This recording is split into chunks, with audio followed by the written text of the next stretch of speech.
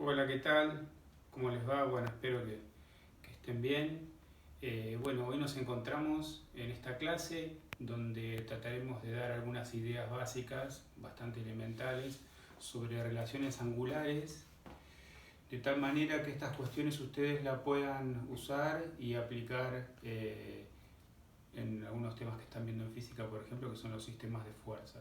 Muchas veces cuando uno tiene esquemas donde aparecen figuras y donde uno tiene que de alguna manera descifrar, encontrar los ángulos que componen esas figuras para luego estar descomponiendo vectores en no sé qué cartesianos, uno tiene que tener una idea de algunas relaciones angulares, ¿sí? Que vamos a ver a continuación. Así que bueno, ustedes van a ver que yo acá en el pizarrón escribí relaciones angulares y lo que vamos a ver es qué es ser complementario, ser suplementario, ser opuestos por el vértice, ser consecutivos, ser adyacentes y después algunas relaciones más que están en la otra parte del pizarrón. Lo primero que vamos a ver es qué es ser complementario. Si bien estas son ideas muy elementales, las tenemos que repasar porque son básicas y fundamentales para la resolución de muchos tipos de problemas. ¿Qué es ser complementario? Ser complementario es que la suma de dos ángulos, ¿sí? Que en este caso son consecutivos obviamente, suman 90 grados. Quiere decir que alfa y beta en este caso son complementarios porque entre ellos forman 90 grados, ¿sí? Un ángulo recto, ¿sí? Recordemos que el símbolo de ángulo recto es ese, ¿no? Por si lo vemos escrito en algún lugar o en algún pizarrón que vamos a ver a continuación. ¿Qué es ser suplementario? La misma idea, pero en vez de ser consecutivos ya ser adyacentes. Ahora vamos a ver la diferencia entre ser consecutivo y adyacente. Y en este caso la suma es de 180 grados, un ángulo no recto, sino ahora un ángulo llano, ¿sí? Bien, ¿qué es ser opuestos por el vértice? Que es algo muy importante que suele aparecer en muchos esquemas. Dos rectas, los ángulos opuestos, alfa y beta, esos se llaman opuestos por el vértice. Alfa y beta, alfa es igual a beta. ¿Por qué? Porque son opuestos por el vértice de dos rectas que son secantes, ¿sí? Bien, y ahora vamos a ver una diferencia. ¿Qué es ser consecutivo y qué es ser adyacente? Por si esto puede aparecer en algún esquema. Ser consecutivo significa que tienen en común, los ángulos tienen en común un vértice y una semirrecta. Pero los otros dos lados no forman, no están en la misma dirección, como vamos a ver que sí ocurre con los ángulos adyacentes, que dos ángulos son adyacentes y además tienen en común un punto, una semirrecta, y las otras dos semirrectas, ¿sí? Son opuestas, ¿sí? En sentido opuesto. Este es adyacente, este es consecutivo, ¿sí? Bien, nos corremos un cachito acá a la derecha del pizarrón y lo que vamos a ver es algo que también suele aparecer en los esquemas, que son los ángulos que forma una recta que corta a otras dos que son paralelas. Fíjense, tengo la recta 1, la recta 2 son paralelas, el símbolo de paralelismo. Una tercera recta, que no la nombré ahí, ¿sí? Que cruza a las dos. Y vamos a ver que yo ahí los numeré 1, 2, 3, 4, 5, 6, 7, 8. Esos ángulos se relacionan entre sí. Como ya vimos antes, el 1 y el 3 son opuestos por el vértice, son iguales. 2 y 4 son iguales, opuestos por el vértice. Lo mismo pasa con 5 y 7, y 6 y 8. Son iguales, ¿sí? Pero hay otras relaciones además en este esquema de una recta que corta dos paralelas. Los ángulos correspondientes. ¿Qué son los ángulos correspondientes? Miren, el 1 y el 5. 1 y 5.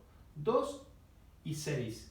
3 y 7. 4 y 8. ¿Qué son los ángulos correspondientes? Son los que están ubicados en la misma posición. Fíjense, el ángulo 1 y el 5 están ubicados en la misma posición y son iguales. Fíjense acá, yo le puse el 1 con el arco que significa el ángulo 1 es igual al 5 y así sucesivamente. Pero además existen otras relaciones angulares, que es ser alternos externos. ¿Qué es ser alterno y externo? 1 y 7 es alterno externo. Fíjense, 1 y 7.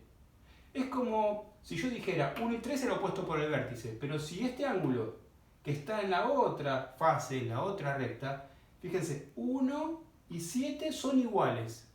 Fíjense, son iguales. ¿Por qué? Porque son alternos, ¿sí? Externos. ¿Por qué externos? Porque están por afuera de la figura. Vamos a ver que acá tenemos internos. Esto es por afuera. Pero no son los únicos dos ángulos iguales. El 2 y el 8, el 2, el otro externo, y este externo, son iguales también. ¿Por qué? Por ser alternos externos. Quizás, no sé si es necesario que ustedes se acuerden de los nombres. Lo que se tienen que acordar es que cuando les aparezca este tipo de esquemas, la igualdad que se presenta es lo que ustedes tienen que utilizar de alguna manera de este concepto, ¿sí? Y después están los alternos internos. Bueno, ¿qué serán los alternos internos? Fíjense, 3 y 5. 3 y 5.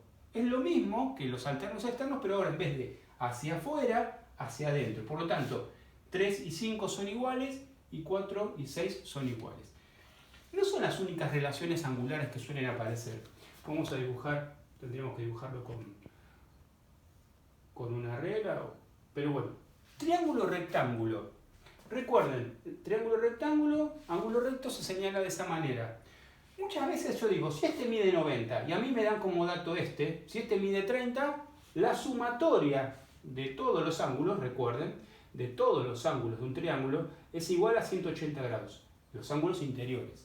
Quiere decir que si este me da 30, este mide 60. Si este es 40, 50. ¿Por qué? Porque 90 más 40 más 50 suman 180. Pero muchas veces no me dan este ángulo interno, me dan un ángulo que a lo mejor está acá afuera. Acá.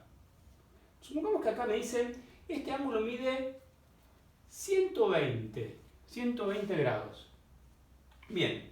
Y yo tengo que sacar este ángulo. Ese ángulo que está ahí, en una figura.